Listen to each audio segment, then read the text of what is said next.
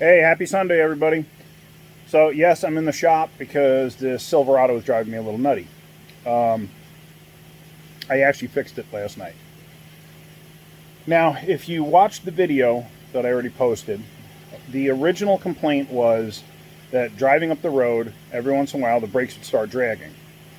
So the customer said that what they would do is they would pull over, shut it off, pump the brakes a couple of times, restart it, and go about their way. And everything was fine for a little while, and then it would start doing it again.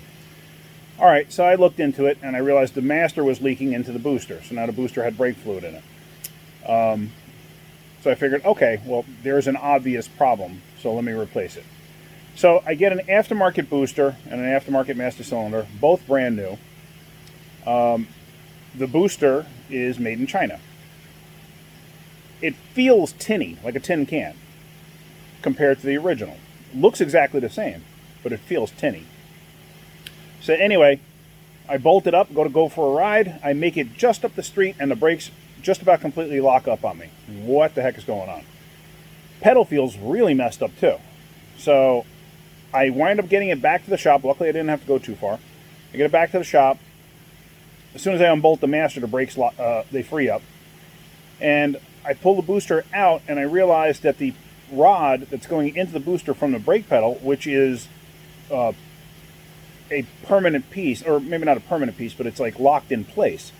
I realized that it had come out of where it was supposed to be, and it was contacting the edge of the bore and the booster. So it was jamming in place and holding the brakes on. Okay, great, defective booster, whatever. Let me get another one. So I get another one, I put it on. I test drive it, I get about a mile and a half away, I turn around, I'm coming back, and the brakes start dragging. I get into the shop, the truck won't even roll. I showed that in the video. As soon as I loosen up the master, sure enough, it's fine. When you loosen up the master, you can hear all the vacuum bleed out of it too. When that happens, you can actually see the booster, which, like I said, feels like a tin can. You can actually see the booster expand, like the vacuum was sucking it closed. Okay, so I unhook the vacuum hose, I plug it, and I take it for a ride. Doesn't do it. Everything's fine. So obviously it's the booster, it's nothing else. And it's the vacuum in the booster. So I call around and I find a Reman original booster. Of course it's more money, but gotta fix it. So I picked that up, I put that in last night, problem solved. And I'm going to show you, I have the original booster I took out of the truck, and I have the Chinese booster sitting here. And I'm going to show you a couple of things. Alright, so there's the original booster. There's the Chinese booster.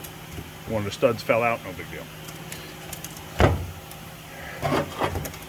When you unbolt the master from the booster, you can actually watch the actual metal of the booster retract inward.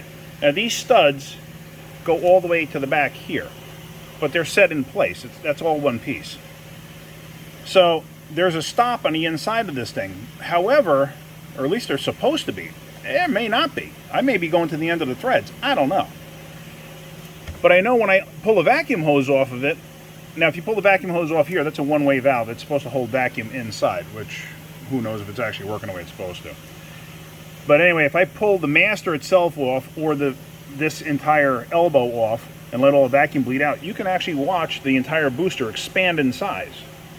Now, I'm going to unbolt the master real quick. Hang on. I don't know if you're going to be able to see this or not. Yeah, can't see it. It does it for video purposes. You can't really see it.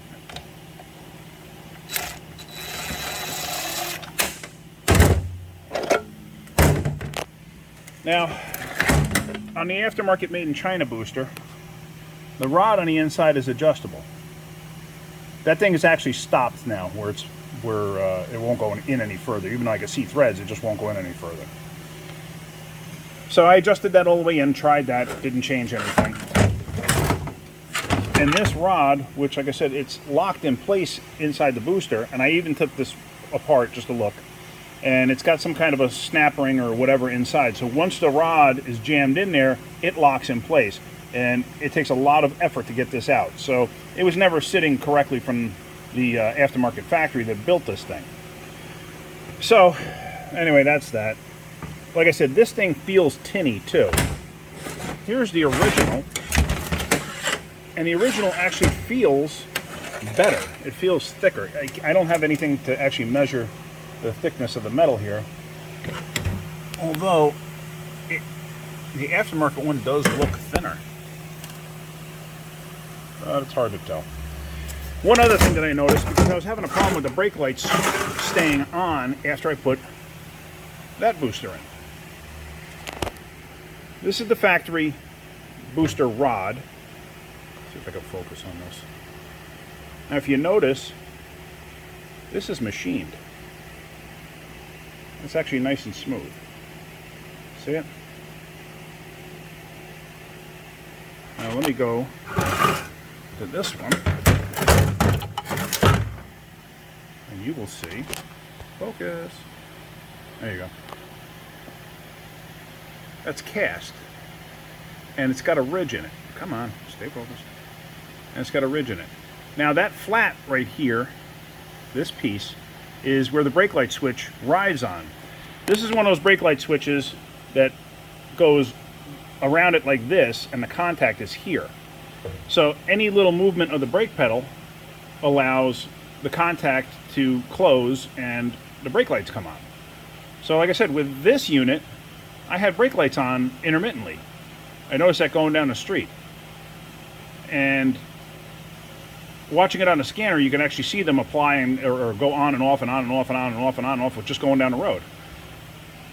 So with this one, which is nicely machined, you don't have that issue.